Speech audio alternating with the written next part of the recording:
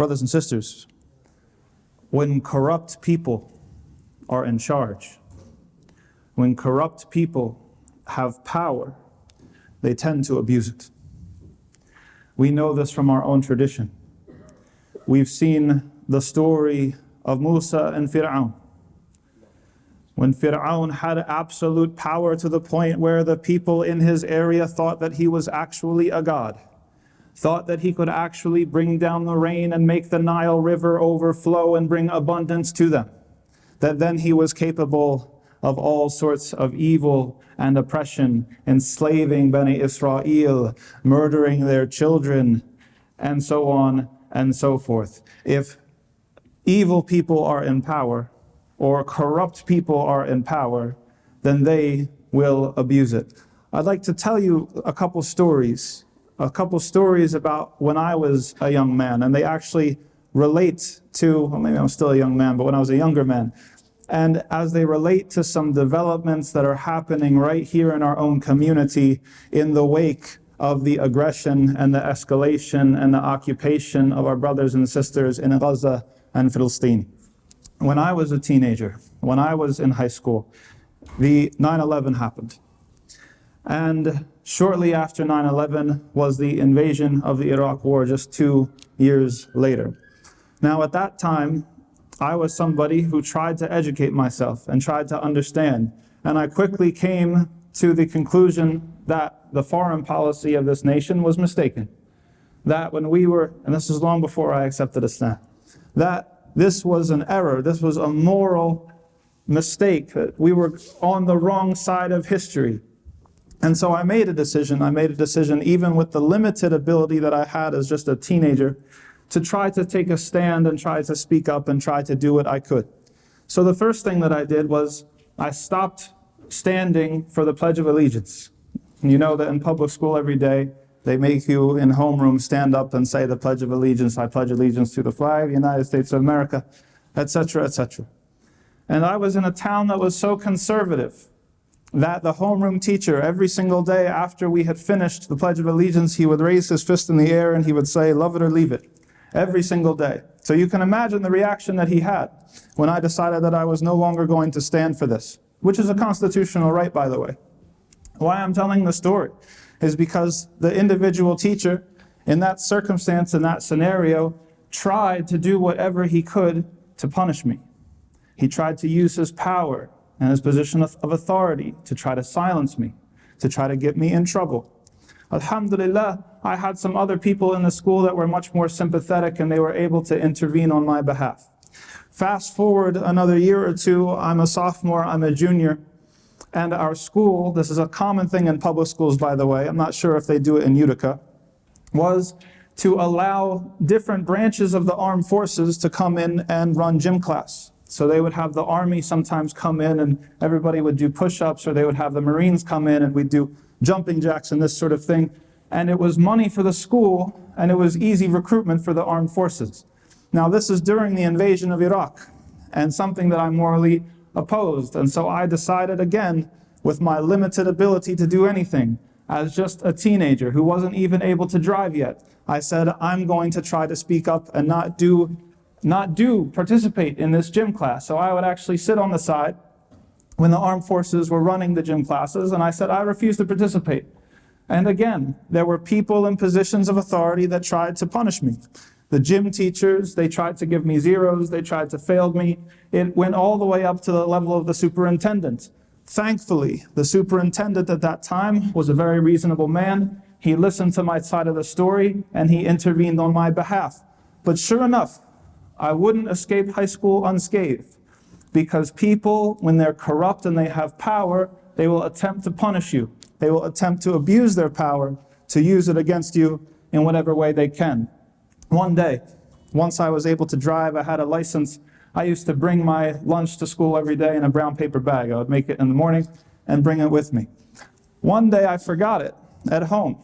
And so I thought, rather than just go hungry, no one will notice, I'll leave out the door, I'll hop in my car, I'll drive home, I'll grab it. I had left it right on the kitchen table. And I'll come back and nothing will be a problem. Now this is after the incidents of Columbine and mass shootings started happening, and so schools, they were changing their policies. And so one of the policies that they changed was they started forbidding students from leaving the grounds of the school during the school day and locking the doors during the day and all these sorts of safety precautions. So how did I get around this? I was a teenage boy, and you know how teenage boys think. I took something like a rock or something like that, and I propped one of the doors open, and I went, right? And then I came back, and I thought that I had done it and gotten away with it, and that was fine.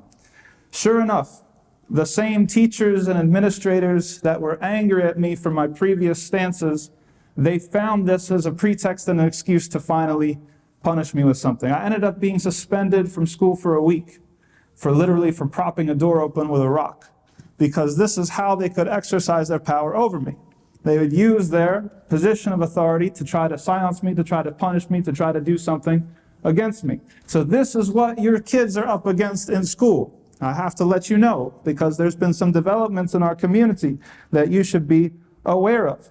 And every time something like this happens, the escalation in Philistine by the aggressive, oppressive, criminal Zionist regime, back in 2015, it was Daesh, it was ISIS. Back in 9/11, obviously, in the invasion of the Iraq War, the people get up on the news and they have inflammatory rhetoric and use inflammatory language against Muslims, and it makes its way into the classroom, it makes its way to your child's teacher's ears, and it ends up hurting our children. It happens time and time and time again. A year or two ago, it happened in this community. There was a family, they reached out to me, not in Utica proper, but in the surrounding areas. There was a young man who was in a classroom, and this particular teacher that he had in his class would always bring up news events or current events that portrayed Arabs and Muslims in a bad light. So if there was any sort of situation that happened in the world where an act of violence was committed by a Muslim or by an Arab, they would actually bring it up in class. I should say it was a woman, she would bring it up in class, and she would remind the students in the class, she said, everybody has to keep your eyes peeled. Look out, they can be among us. Now there's only one Arab Muslim in the class, this particular class, and I want you to think for a second how this makes that individual feel and how it deputizes everybody around them to now be on the lookout for something, or in this case, nothing. Fast forward, what happened with this young man?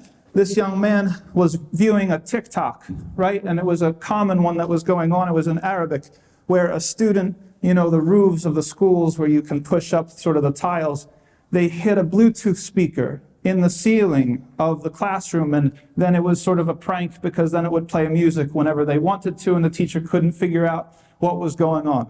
So he showed this TikTok to one of his classmates, clearly trying to be funny and impress them. And they asked him, like, what is that? Is that a bomb? And English is not his first language. And so he's in this position where he wants to impress these people, and he says yes. That young man had the book thrown at him. This is right here in central New York, in the Mohawk Valley. He was suspended 4 months from school. And by the time the family reached out to me, the hearing had already happened. It had already exhausted the time when we could have appealed anything.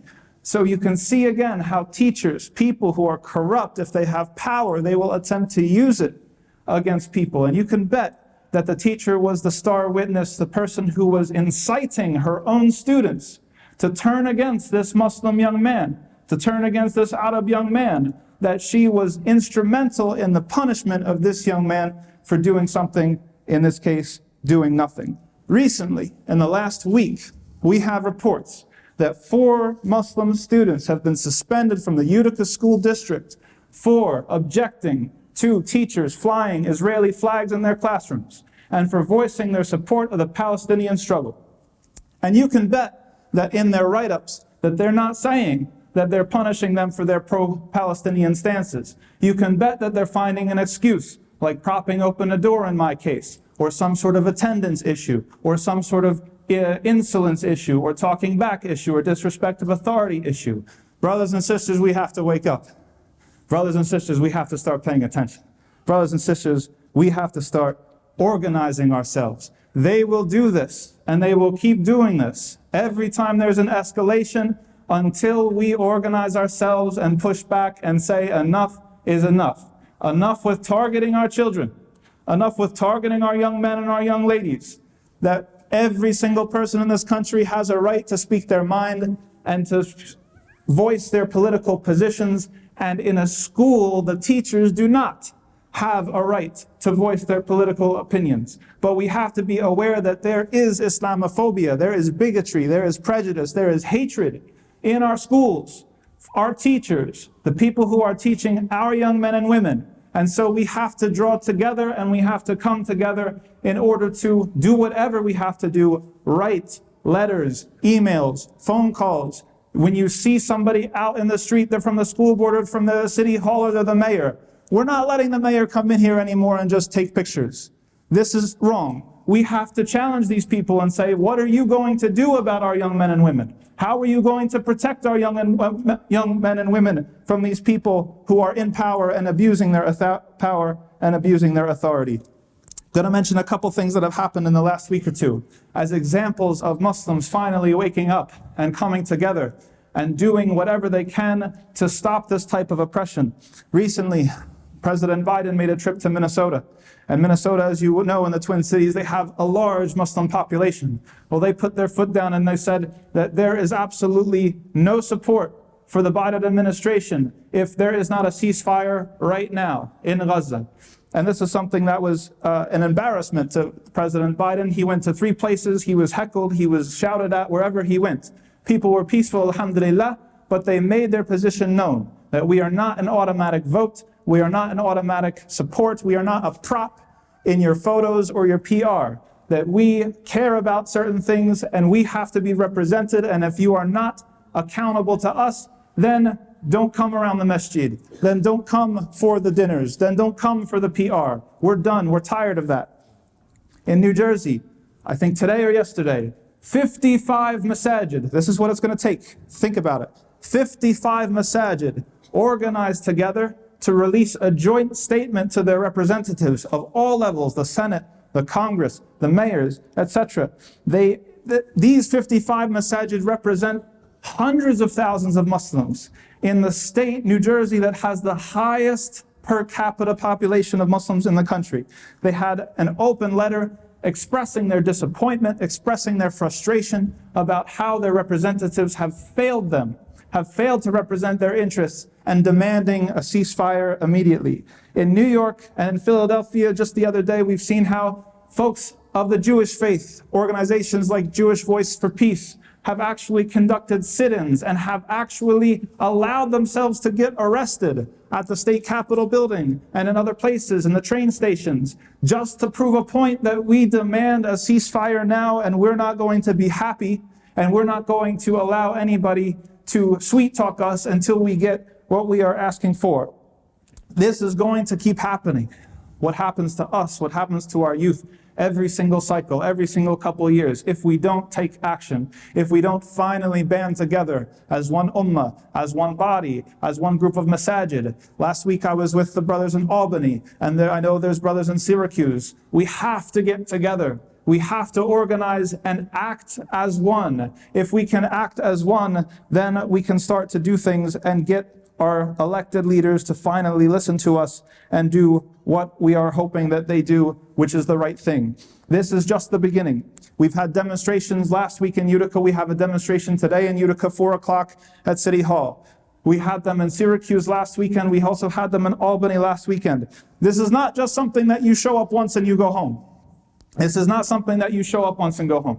We're going to show up every weekend with more people and louder and more insistent until we get our demands met. And the very first thing that we're asking for is a ceasefire and an end to the inflammatory and hateful rhetoric that our politicians are using that puts our young men and women at risk, whether it's on the street, women in hijabs that are getting attacked, or in the classrooms, young men being punished by their teachers for just demanding the right to exist and defend themselves. Every single one of us in this room, we have to be ready to sacrifice. We have to be ready to sacrifice. If you came to this country to hide away and to not be challenged, I'm sorry, but that time is over. That we have to be ready to sacrifice. Even someone who's a high school student, such as myself back in the day, what little I could do, I was willing to take a 0. I was willing to maybe get suspended. That was a sacrifice that I was willing to pay. Maybe you as a young man or a young woman, if you're listening to this, if you're in the school system, maybe you have to get a 0. Maybe you have to get suspended. That's a price that we're willing to pay. Maybe one of you are going to have to lose your jobs. We've seen last week, there was a doctor, a Muslim doctor in a hospital in New York City. They had a Zionist co-worker that pressured the hospital system to get them fired. They took their issue to CARE, and CARE sued, and the doctor started working back in the hospital yesterday. If he had never spoken up, what would happen? We would allow other people to push us around. We cannot allow us to be pushed around any longer. It will require sacrifice. You might have to get fired. Every one of us has to come back together to support the people who are getting fired, to support the people who are speaking up. Now, every single person has a different situation. Some of us are citizens. Some of us are on green cards. Everybody has to take the amount of risk that makes sense for them. If you're a citizen of this country, then you have a higher responsibility. You have less to lose. You have protections that other people do not have. And so you need to be ready to sacrifice for your brothers and sisters. If you don't put yourself forward, if you don't speak out, if you don't attempt to stop what's going on, then your brothers and sisters are not going to be able to take the same risks that you are able to take. And one last statement is that everybody has to be very, very intelligent and know that there are people, we know this, we've seen this show before. The FBI and the law enforcement are going to send people, maybe they're here in the masjid right now. Ahlan wa sahlan, welcome. I hope you enjoy your stay today. That if someone comes up to you, tries to talk about violence, you know that this is not our way. You know that we are only doing things that are legal. We're only doing things that are peaceful. Right? If someone comes up to you and tries to stir up your emotions and tries to ask you about things overseas and going overseas and doing this sort of thing, you can bet every dollar and every penny that you have in your wallet that this person's an informant, that this person is here to entrap you, and they're recording what you're saying, and they're going to throw you in jail and try to make an example out of you, and they will put you in the news and on the Sentinel, and they'll have, suspected terrorist and all of this nonsense, and everyone will believe it. So you have to be smart. And you have to understand everybody is staying within the rules of Islam. Everybody is staying within the rules of the law. But we are not going to be afraid, and we are not going to be silenced, and we are not going to be cowards any longer, and we are not going to let anybody push us around. These are things that we've seen happen over and over. My 34 years of life on this earth, I'm one of maybe the youngest in the room, but I've seen this already happen 3, 4, 5 times in cycles, every 5 years, every 6 years. It's got to stop. And inshallah ta'ala, this is the time that it stops. How does it stop? It stops by all of us coming together, all of us working together, all of us following in Islam and demonstrating to people the beauty that Islam has and the justice that Allah has. Don't be afraid by repression. Do not be afraid of repression, whether it's in the classroom, whether it's in your job, whether it's on the street, whether it's from the police or from the FBI or anybody. Do not be afraid of repression, because wallahi al-azim, the more repression that comes, it's only proof that we're winning.